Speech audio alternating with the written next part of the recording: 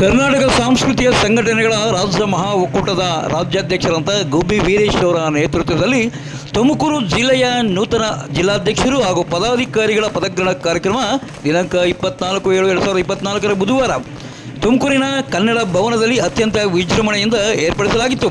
ಇನ್ನು ಈ ಒಂದು ಕಾರ್ಯಕ್ರಮಕ್ಕೆ ತುಮಕೂರು ಜಿಲ್ಲಾ ಕೆಪಿಸಿಸಿ ಜಿಲ್ಲಾಧ್ಯಕ್ಷರಾದ ಚಂದ್ರಶೇಖರ ಗೌಡ ಮತ್ತು ಆಲಪ್ಪ ಪ್ರತಿಷ್ಠಾನದ ಮುರಳೀಧರ ಆಲಪ್ಪ ಸೇರಿದಂತೆ ಹಿರಿಯ ಕಲಾವಿದರನ್ನು ವೇದಿಕೆ ಮೇಲೆ ಕರೆತರಲಾಯಿತು. ಇನ್ನು ಅತಿಥಿಗಳು ಕನ್ನಡ ಭವನಕ್ಕೆ ಕಾರ್ಯಕ್ರಮಕ್ಕೆ ಆಗಮಿಸಿದಾಗ ಪಟಾಕಿ ಸಿಡಿಸಿ ಅವರನ್ನು ಮಂಗಳ ವಾದ್ಯದೊಂದಿಗೆ ವೇದಿಕೆ ಮೇಲೆ ಕರೆತರಲಾಯಿತು.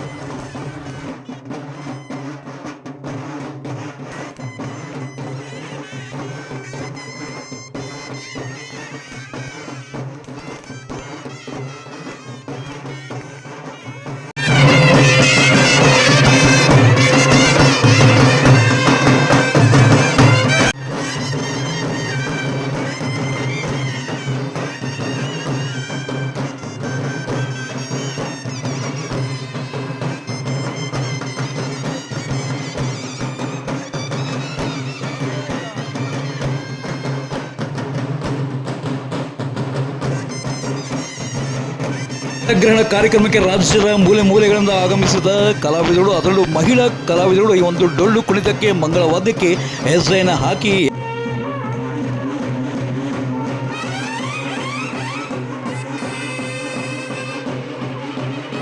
ಆದರೂ ಕಲಾವಿದರು ಸಂಘಟಿತರಾಗಿ ನಮಗೆ ಬೇಕಾದ ಸೌಲಭ್ಯಗಳನ್ನು ನಾವೇ ಹೋರಾಟ ಮಾಡಿ ಪಡೆದುಕೊಳ್ಳಬೇಕಾಗಿದೆ ಎಂಬುವ ಸಂದೇಶವನ್ನು ರಾಜ್ಯಾಧ್ಯಕ್ಷರಾದ ಗುಬ್ಬಿ ವೀರೇಶ್ ಅವರು ಈ ವೇಳೆ ನೀಡಿ ರಣಕಹಳೆಯನ್ನು ಮೊಳಗಿಸಿದ್ದಾರೆ.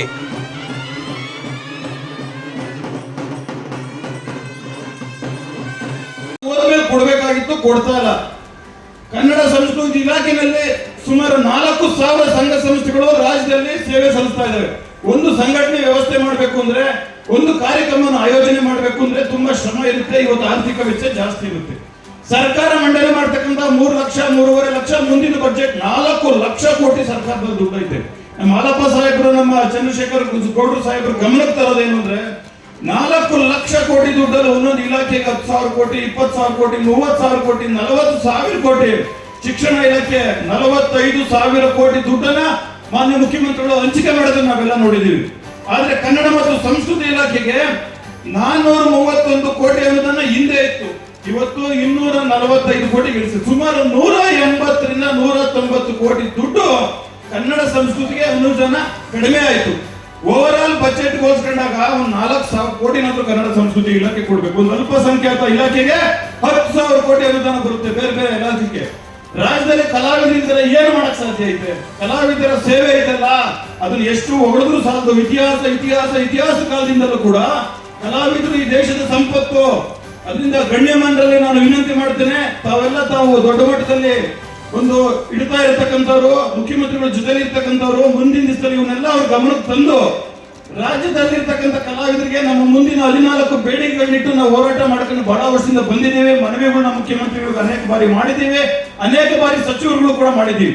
ಇವತ್ತಿನ ಬಹಳ ಮುಖ್ಯವಾದ ವಿಶೇಷ ಏನು ಅಂದ್ರೆ 4,000 ಸಂಘಟನೆಗಳು. ಒಂದು ಸಂಘಟನೆ ಅಂದ್ರೆ ಅದರಿಂದ ದೊಡ್ಡ ಶಕ್ತಿ ಐತೆ, ಆಯ್ತಾ ಇಲ್ವಾ? ಒಂದು ಸಂಘಟನೆ ಅಂದ್ರೆ ದೊಡ್ಡ ಶಕ್ತಿ ಐತೆ. ಇನ್ನು ಉಳಿದಿರ್ತಕ್ಕಂಥ ಎಲ್ಲಾ ಸಂಘ ಸಂಸ್ಥೆಗಳು ಒಟ್ಟಾಗಿ ಒಂದೇ ವೇದಿಕೆಗೆ ತರಬೇಕು, ಆ ಮೂಲಕ ಹೋರಾಟ ಮಾಡಬೇಕು. ಸರ್ಕಾರಿ ಸೌಲಭ್ಯವನ್ನು ಪ್ರತಿಯೊಂದು ಗ್ರಾಮೀಣ ಭಾಗದಲ್ಲಿ ತಲುಪಿಸಬೇಕು ಅನ್ನೋ ಉದ್ದೇಶಕ್ಕೆ ರಾಜ್ಯ ಮಹಾ ಒಕ್ಕೂಟ, ಸಂಘ ಸಂಸ್ಥೆಗಳ ಮಹಾ ಒಕ್ಕೂಟವನ್ನು ಕಟ್ಟಿದ್ದೀವಿ. ಇವತ್ತು ಉದ್ಘಾಟನೆ ಮಾಡಿಕೊಡ್ಬೇಕು ಅಂತ ಹೇಳಿ ನಾವು ಬಹಳಷ್ಟು ವಿನಂತಿ ಮಾಡ್ಕೊಂಡಾಗ ನಮ್ಮ ಆಲಪ್ಪ ಸಾಹೇಬರು, ಲಕ್ಷ್ಮಣ ದಾಸರು, ಚಂದ್ರಶೇಖರ್ ಗೌಡ್ರು ಬಂದು ರಾಜ್ಯದಲ್ಲಿ ಮೊಟ್ಟ ಮೊದಲನೇ ಸಂದೇಶ ಸುಮಾರು 30 ಜಿಲ್ಲೆಯಲ್ಲಿ, ಒಂದೊಂದು ಜಿಲ್ಲೆಯಲ್ಲಿ 100ರಿಂದ 150 ಸಂಘ ಸಂಸ್ಥೆಗಳು ಏನಿದ್ದಾವೆ, ಸಾವಿರಾರು ಕಲಾವಿದರು ಏನಿದ್ದಾರೆ, ಅವರು ಅರ್ಥ ಮಾಡ್ಕೊಂಡು ತುಮಕೂರು ಜಿಲ್ಲೆ ಮೊಟ್ಟ ಮೊದಲನೇದಾಗಿ ಸುಮಾರು ಒಂದು 50-60 ಸಂಘ ಸಂಸ್ಥೆಗಳು ಫೀಲ್ಡ್ ಕೆಲಸ ಮಾಡೋರಿದ್ದಾರೆ. ಅವರೆಲ್ಲ ಕೂಡ ಪ್ರೋತ್ಸಾಹ ಕೊಟ್ಟಿದ್ದಾರೆ. ಲಕ್ಷ್ಮಣ ದಾಸ್ ಸಾಹೇಬ್ ಇರ್ಬೋದು, ಉಳಿದಂತಹ ಎಲ್ಲಾ ಸಂಘ ಸಂಸ್ಥೆಗಳು ಇಲ್ಲ ವೀರೇಶ್ ನೀನು ಖಂಡಿತ ಮಾಡೋ ಅಗತ್ಯ ಐತೆ, ಕಲಾವಿದರು ಕಟ್ಕೊಂಡು ಹೋರಾಟ ಮಾಡಿದ್ದ, ಅದ್ರ ಸಂಘ ಸಂಸ್ಥೆಗಳ ಜೊತೆ ತಗೊಂಡು ನೀನು ಹೋರಾಟಕ್ಕೆ ನಮ್ಮ ಬೆಂಬಲ ಐತೆ ಅಂತ ಹೇಳಿ ಪ್ರೋತ್ಸಾಹ ಕೊಟ್ಟರು. ಅದೇ ರೀತಿಯಲ್ಲಿ ತುಮಕೂರು ಜಿಲ್ಲೆಯನ್ನು ಮೊಟ್ಟ ಮೊದಲನೇದಾಗಿ ಉದ್ಘಾಟನೆ ಮಾಡಿದೀವಿ. ಇದು ಉಳಿದಂತ ಇಲ್ಲಿ 29 ಜಿಲ್ಲೆ ಎಲ್ಲಾ ಸಂಘ ಸಂಸ್ಥೆಗಳಿಗೆ ಒಂದು ಸೂಚನೆ ಆಗಿದೆ. ಅವರು ಕೂಡ ನನಗೆ ಕರೀತಾ ಇದ್ದಾರೆ, ಪ್ರತಿಯೊಂದು ಜಿಲ್ಲೆಗೂ ಅಧ್ಯಕ್ಷ ದಯಮಾಡಿ ಬನ್ನಿ, ನಮ್ಮ ಜಿಲ್ಲೆಯಲ್ಲಿ ನಾವು ಸಂಘಟನೆ ಕಟ್ತೀವಿ. ಜನವರಿ ತಿಂಗಳಲ್ಲಿ ಮುಖ್ಯಮಂತ್ರಿಗಳ ಗಮನ ಸೆಳೆಯೋಣ, ಸಚಿವರ ಗಮನ ಸೆಳೆಯೋಣ, ಕಲಾವಿದರ ಶಕ್ತಿಯನ್ನ ನಾವು ತೋರಿಸೋಣ ಅಂತ ಹೇಳಿ ರಾಜ್ಯದ ಎಲ್ಲಾ ಮೂಲೆಗಳಿಂದ ನನಗೆ ದೂರವಾಣಿ ಕರೆ ಬರ್ತಾ ಇದೆ.